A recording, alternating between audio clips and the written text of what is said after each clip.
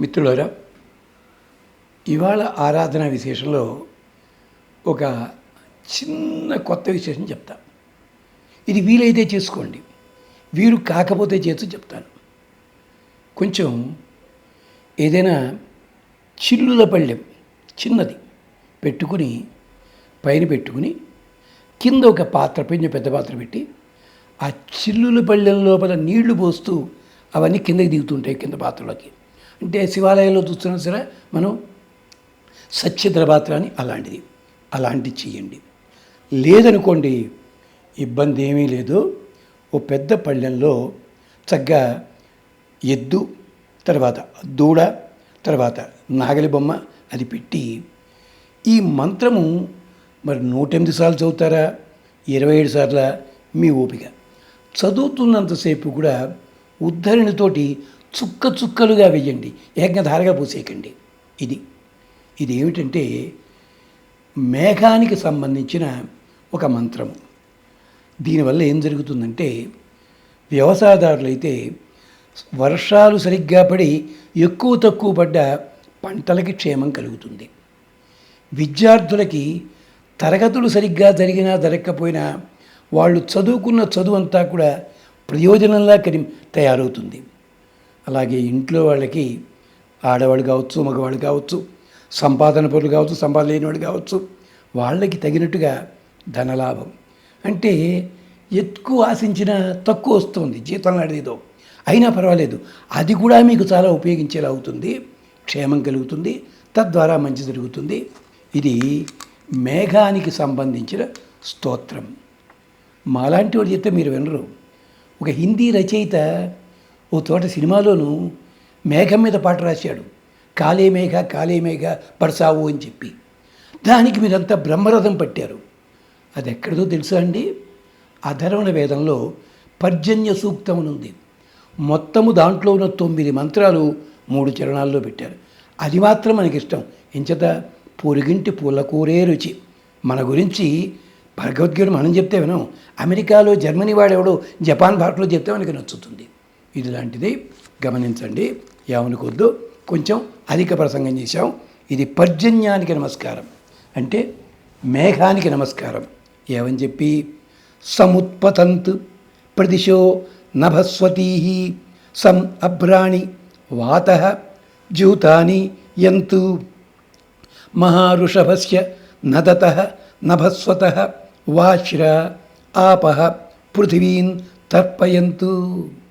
వాశ్రా ఆపః పృథివీం తర్పయంతు. ఏకధారలుగా కురుస్తున్న నీరు, అంటే మేఘాల్లో నీరు, పృథివీం తర్పయంతు, ఈ భూమండలాన్నంతటినీ కూడా తృప్తిపరచుగాక. ఓ మేఘాలారా, మీకు మా క్షేమం కలిగించండి. కాసేపు వర్షం పడి, హైదరాబాద్లో వర్షం తమాషాగా పడుతుంది, పంజాగుట్టలో పడుతుంది, పక్కనే చింతల బస్తీ ఉంటే అక్కడ వర్షం పడదు.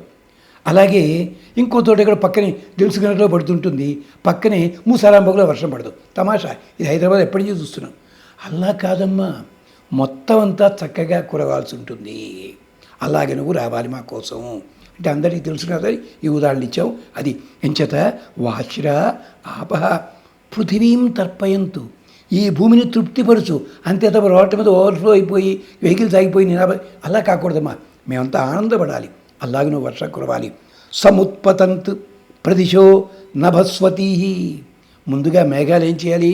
సముత్పతంత్ అంటే సముద్రంలో నీళ్ళని సూర్యుడు తీసుకున్న తర్వాత మేఘాలు వచ్చాయి. ఆ మేఘాలు గాల్లో చెరిపోకూడదు, ఆకాశంలో నిలబడాలి. సముత్పతంత్ ఎత్తుగా ఉండాలి, బాగా నిలకడగా ఉండాలి, నల్లగా మారాలి. అవి ఎంత నల్లగా మారితే అంత బాగా వర్షం పడుతున్నమాట. అందుకని సముత్పతంత్ ప్రదిశో నభస్వతీ సం అభ్రాణి వాత జ్యూతానియంత్. అప్పుడు గాలి వీచాలి. గాలి వల్ల ఆ మేఘాలన్నీ నెమ్మదిగా కదలాలి. ఎక్కడికి? ఎక్కడ వర్షం అవసరమో తెలుస్తుంది వాటికి, అక్కడ దాకా వెళ్ళాలి.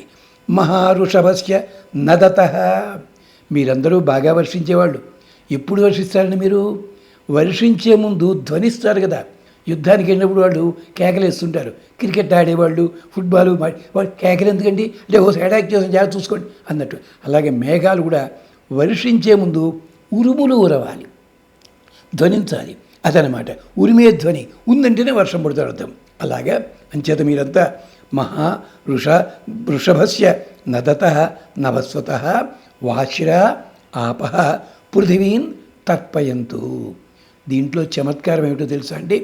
పిల్లలకి చదువులు బాగా వస్తాయి అంటున్నామే, గురువుకి మేఘానికి పోలిక ఇది. మేఘములు ఎలాగైతే ఎక్కడెక్కడ నీళ్ళు తీసుకుని సూర్యుడు ఏర్పరిచినట్టుగా నిజమైన గురువులు అన్నవాళ్ళు కూడా రకరకాల పుస్తకాలు గ్రంథాలు చదివి విషయాన్ని సేకరించుకుంటారు. అప్పుడు ఏం చేస్తారు? వినడానికి ఎవళ్ళు ఉన్నారని వెతుక్కుంటారు. ఇప్పట్లో కాదురండి, వెనకటి రోజుల్లో. ఇప్పుడు ఎవడో వింటల్లా, జత ఆలింగ్లో వచ్చాయి కదా, వినరు. వెతుకుతూ వెళ్ళి గాలికి కదులుతూ ఉంటారు. అప్పుడు గాలి తగిలింది అంటే విద్యార్థి కావాలని అడుగుతాడు. అనగానే అప్పుడు ధ్వనిస్తాడు, చెప్తా వినరా అబ్బాయి అంటాడు అని చెప్పి బ్రహ్మాండంగా వర్షిస్తాడు. అంటే ఇది గురువుతోటి పోలిక వ్యాస భగవానుడు భారతంలో చెప్తాడు. అలాగా.